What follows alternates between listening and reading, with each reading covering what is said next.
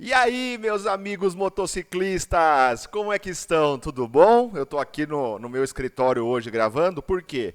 Não dá tempo de gravar mais na moto, mas eu queria poder compartilhar com vocês um pouquinho de algumas coisas que eu tenho lido aí a respeito de viagem de motociclismo, e aí eu queria aproveitar e compartilhar isso com vocês.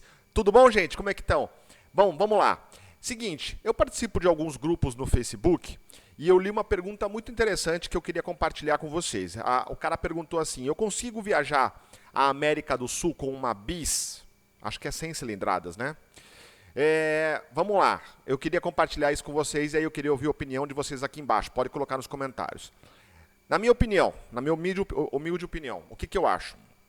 A bis aguenta normal, vai de boa. Inclusive tem alguns canais no YouTube que o cara fez essa viagem. Acontece que a pessoa ela tem que levar em consideração outros fatores, não é só o fator moto, tá? Então, eu até fiz uma resposta para a pessoa lá no grupo do Facebook e aí eu queria ver se eu esqueci de algum detalhe. Então, eu queria ouvir a opinião de vocês. Alguns detalhes que eu prestei atenção. Vamos lá. Uma moto 100 cilindradas, você vai pegar alguns trechos muito movimentados. Quando eu viajei, eu peguei São Paulo é movimentado. Quando você pega Regis, quando você pega aquele trecho de Curitiba, também é muito movimentado. Nem Buenos Aires é movimentadíssimo, é muito tumulto. Então, por que eu estou falando isso? Porque ela é uma moto que tem baixo torque, né? Então você tem que conhecer muito bem a sua moto para você saber o limite que você pode chegar numa ultrapassagem, em que faixa você vai andar, porque você está num lugar que você não conhece. Imagina uma pessoa que não conhece São Paulo, pega a marginal Pinheiros e ela fica no meio das faixas. Eu já tomei buzinada que vocês não fazem ideia andando com a V-Strom, tá? Lógico, tem os caras que já manjam tudo, mas se você não está habituado a andar nos corredores, por exemplo, em grandes cidades você pode apanhar um pouco. Outra coisa, moto de baixa cilindrada, o peso dela é muito inferior. Se você nunca viajou para a América do Sul, gente, na Argentina, você toma um vento que você não faz ideia, não está escrito. Quem está assistindo meus vídeos aqui, que já viaja, sabe muito bem como são os ventos na Argentina. Para você ter uma ideia, teve um trecho que eu peguei quando eu estava chegando. Eu vou lembrar.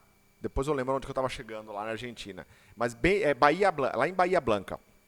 Teve um trecho lá em Bahia Blanca que a moto eu tinha que andar com ela de lado para poder segurar o vento que vinha batendo na direção contrária, né?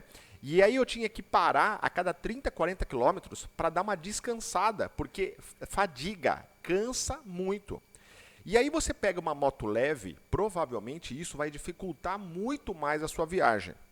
E aí tem um fator, gente, que você precisa tomar cuidado, da questão segurança. De repente, esses ventos eles batem com muita força, principalmente quando você faz uma ultrapassagem num caminhão, que é uma massa muito grande, né? Você pega aquele vácuo e quando você sai do caminhão ou o caminhão passa por você, essa massa de ar te desloca. Se a moto sua ela é uma moto pesada, você vai perceber que esse deslocamento ele pode ser mais lento. Mas numa moto leve, eu tive moto de 100 cilindradas, de 150 cilindradas, esse deslocamento ele é muito mais forte. Então tem que tomar cuidado com isso, tá bom? Então acho que o fator peso influencia. Outra coisa, combustível.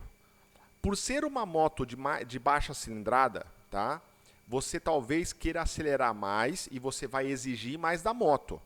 Você precisa levar em consideração a autonomia de combustível, certo? Saber quanto que você vai conseguir rodar. Eu, na minha viagem, a cada 90 quilômetros, 100, eu parava, eu achava posto, eu já abastecia.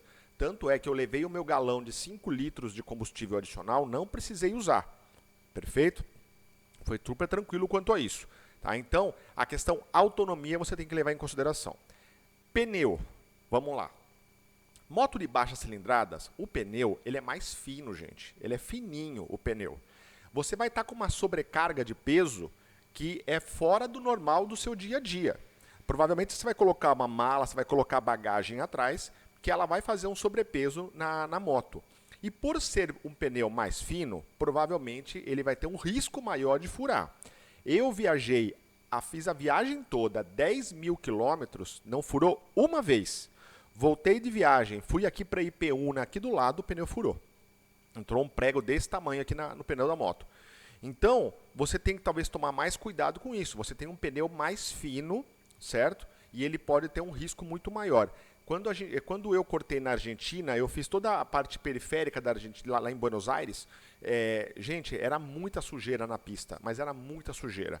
Então, precisa tomar cuidado com isso. Outra coisa que precisa levar muito em consideração é a questão da bagagem, né? Como que essa bagagem ela vai ficar acomodada atrás? Ela pode balançar, corre o risco de cair, você precisa tomar muito cuidado. Quando eu fiz a viagem também, o que aconteceu? Eu não percebi que um dos meus elásticos ele soltou, né? A bagagem ficou meio de lado, mas eu não tinha percebido. Uma pessoa que buzinou para mim que me avisou. E o pior ainda foi que eu não tinha visto que o elástico ele caiu e ele estava quase pegando na transmissão da moto. Então isso aí pode ser um perigo. Se você pega uma corda mais forte, porque o elástico ainda vai arrebentar. Mas se você pega uma corda mais forte e ele trava lá, você pode cair da moto, né? Então, respondendo à dúvida, né, do colega de motociclismo lá no Facebook, a moto aguenta, não é a moto, né? Você tem que levar em consideração outros fatores. E o último fator que eu acho talvez o mais importante é o seguinte: você aguenta? Você já fez uma viagem de 500, 600 quilômetros numa moto de 100 cilindradas? Você tem que entender se a sua postura vai ficar uma postura boa, se você vai ficar bem confortável na moto, se você vai estar numa pilotagem que você não vai cansar, porque você fica cansado, até o seu tempo de reação ele começa a diminuir muito.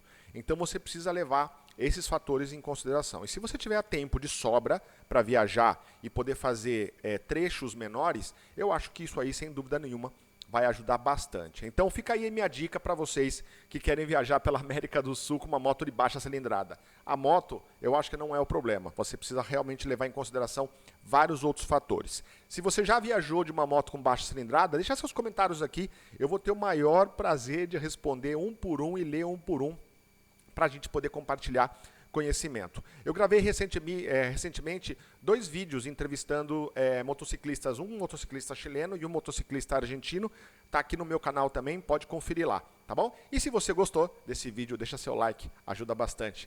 Beleza, gente? Forte abraço, tchau, tchau!